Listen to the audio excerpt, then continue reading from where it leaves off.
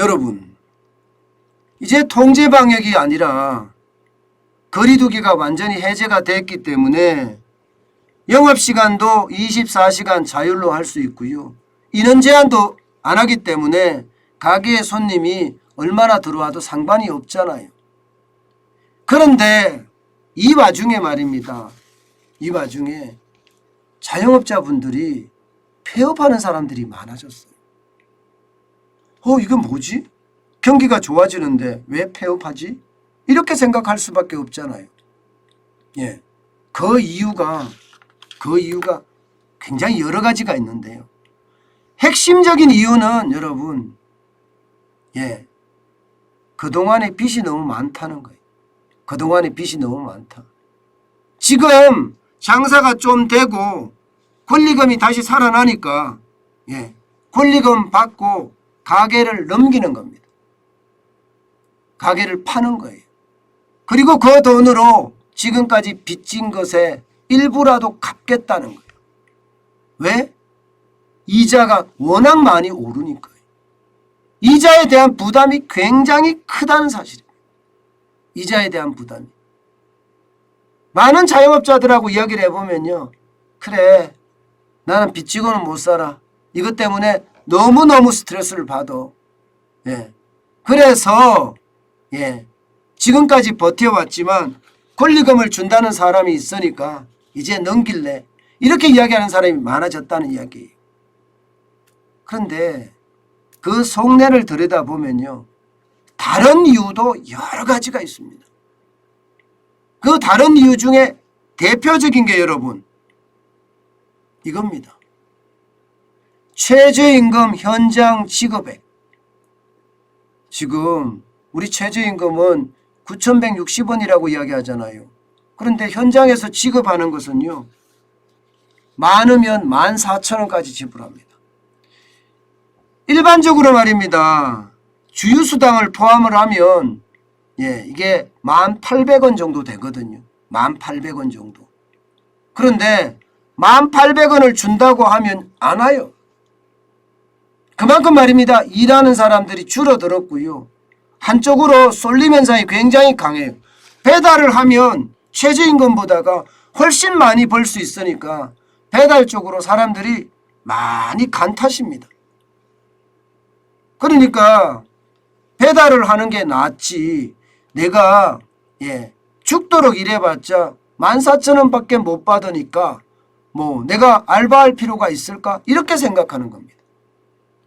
이건 어떻게 생각하면 여러분 자영업자들에게는 완전히 충격이에요.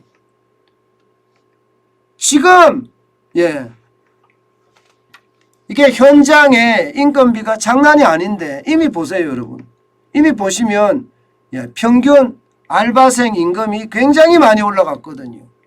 2019년까지만 하더라도 9,318원이었던 것이 올해는 1,433원입니다. 이거는 평균이에요. 평균.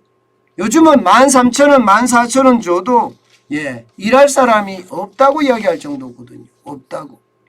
여러분 이거 한번 보세요. 얼마나 문제인지. 지금 보세요. 알바몬에서 나온 자료인데요. 아르바이트 공급 건수를 보면 2019년에 138만 8,191건입니다. 2022년은요. 242만 9,428건이에요. 2019년에 비하면 100만 건, 2020년이나 2021년에 비해도 100만 건이 더 늘어났죠. 100만 건이. 이게 알바 공고를 굉장히 많이 올린다는 건 여러분 결국 말입니다. 시장에 사람이 없다는 거예요. 사람을 뽑고 싶지만 사람이 없다. 1,200원, 13,000원이 아니라 14,000원, 15,000원을 주려고 해도 현장에는 사람이 없다. 이렇게 이야기할 정도입니다. 그만큼 말입니다. 지금 알바생 구하기가 하늘의 별 따기다 이런 얘기예요. 알바생 구하기도 하늘의 별 따기고 그죠? 게다가 가게를 운영하기도 힘들고 빚 때문에 이자 때문에 여기에 하나 더 있습니다. 하나 더 있습니다. 식자재. 식자재 올라가는 거 보면 진짜 미치겠다 이런 얘기가 나옵니다. 2022년 1월 초 대비해서 말입니다. 밀 같은 경우도 많이 올랐죠. 762센트였던 것이 1176센트입니다. 이게 부실당이니까요. 옥수수도 595센트였던 것이 785센트로 늘어났습니다. 팜유는 뭐 폭등했죠. 4,800 링깃이었는데요. 말레이시아 돈이니까 6,369링깃으로 바뀌었습니다. 대두도 1,350센트가 1,640센트까지 올라갔습니다. 그러면 자영업자 입장에서는 빚이 엄청 많아서 이자 감당하기 힘들고, 인건비는 인건비대로 올라가고, 식재료비는 식재료비대로 폭등합니다. 그러면 자영업자들이 버텨낼 수 있을까요? 그러니 애저녁에 말입니다. 애저녁에 이거 계속 버티면 죽겠구나, 그렇게 생각을 하는 거예요.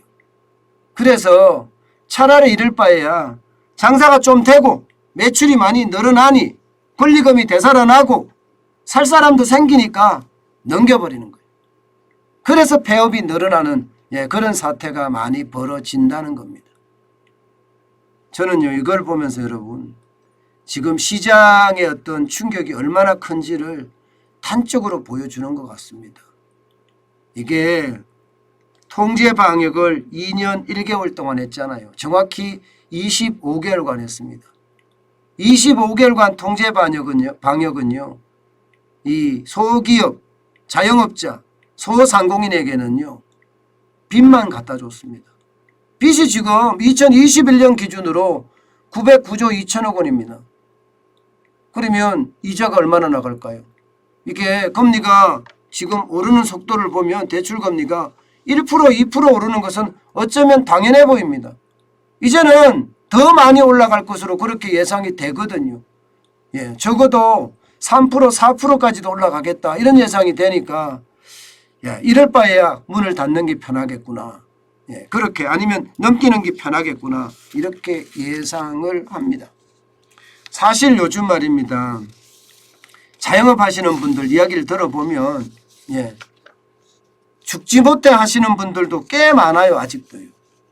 왜냐하면 매출이 많이 일어난다고 하더라도 영업이익이 그만큼 줄어들기 때문에 그에 대한 충격이 크다는 사실이에요.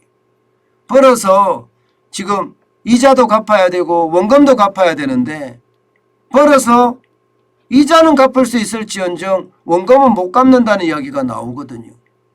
이것은 어째 보면 말입니다, 앞으로 시장의 충격이 또다시 일어날 수도 있다, 이런 생각을 들게끔 합니다.